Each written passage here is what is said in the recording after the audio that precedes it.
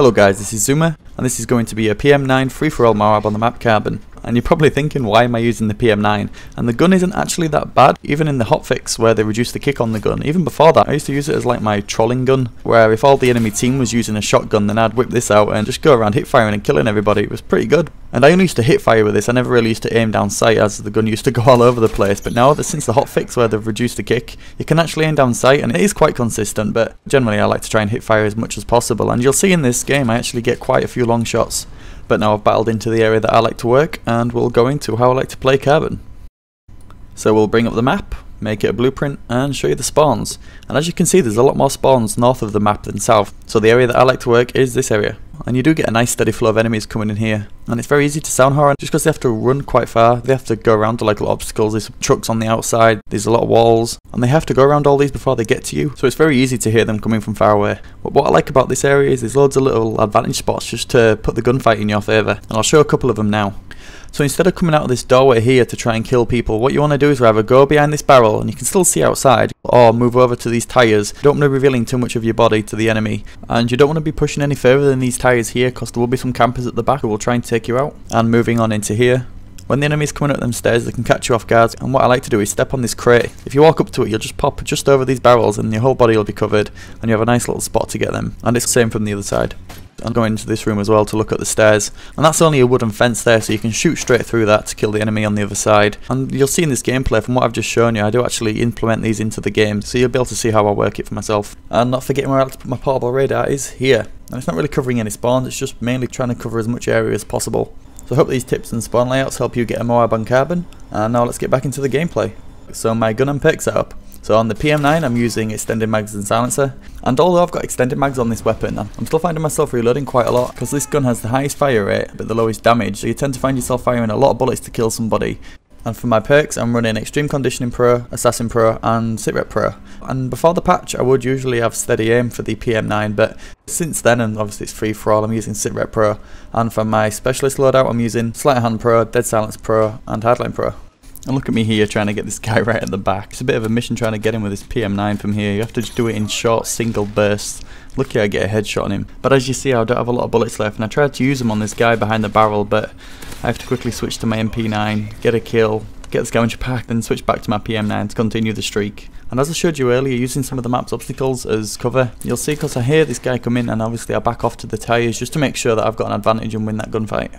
You gotta watch out, because if they have juice, they can run through here hip firing, and that's the worst thing for me in free for all. Like, I don't mind Dead Man's Hand or Martyrdom or Final Stand. Usually I have my specialist by then and it doesn't really affect me that much, but if they have juice, then obviously because of the respawn system and the paybacks, they're going to spawn really close to me. If they've got juice, they can just come flying in and just start hip firing and trying to kill me, and that's quite hard to combat.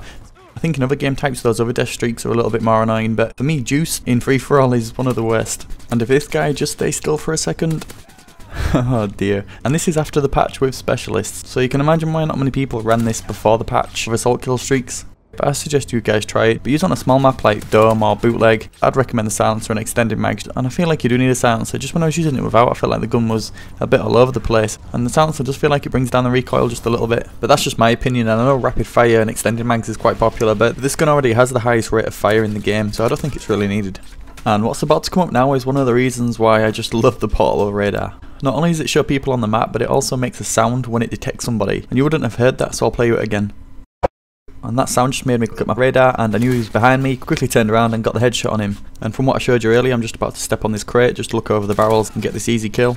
And if you're watching this video, then I know you're taking Call of Duty semi-serious, and if you don't have a headset yet, you really need to invest in one. If you've got a birthday coming up, then request them from your parents, or buy them yourself. The first ever headset that I started off with, the PX21s, and they were really cheap but really good. And they do take a couple of weeks to get used to, but once you do, I promise you your KDR will go up. And they're really needed in free for all. You'll see a lot of times, even in this gameplay, where I just look at a corner, then an enemy appears. And I haven't really talked about headsets much in this free for all series, but it's just another vital addition to your setup as your guns and perk loadout. But yes, start off with a cheap headset, and even if it's stereo surround, just hearing left and right, which is just good for the average casual gamer, but if you're rich and you can afford a 5.1, then go for that. How many bullets did that take? Good job I got a headshot on that guy. But yeah, if I'm taking it a lot more seriously, then go for the 5.1 surround. I can't even stress how much it helps you being able to hit enemies that are behind you.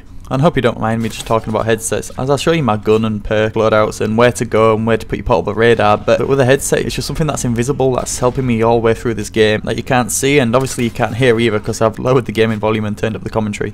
Right, cool, I'm glad I got to talk about headsets at least once in one of my episodes. And onto the gameplay, I'm just got my 20th kill, as I'm 6 kills ahead, and there's absolutely no reason for me to go out there and try and force something to happen and lose my MOAB streak. So then I'm thinking about playing a bit more conservative, but I could hear some guy in this building, so I thought I'd just wait for him, because I knew if we'd bump into each other, I just had this feeling in my bones I was going to get panic knifed, and I was like, I'm not getting panic knifed, I'm going to shoot you in the back instead. And I managed to get another kill by a long shot. Over this gameplay I've got quite a few long shots just from this area, but just looking for 2 more, and I managed to get a few bullets on one guy. But I've got specialists, so I've got Recon Pro, so I know exactly where he's going to be.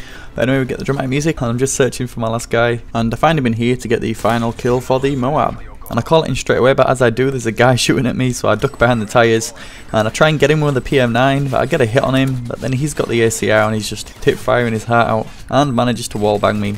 But I'm not respawning and I'm watching this kill cam and he's just spraying, praying for his life.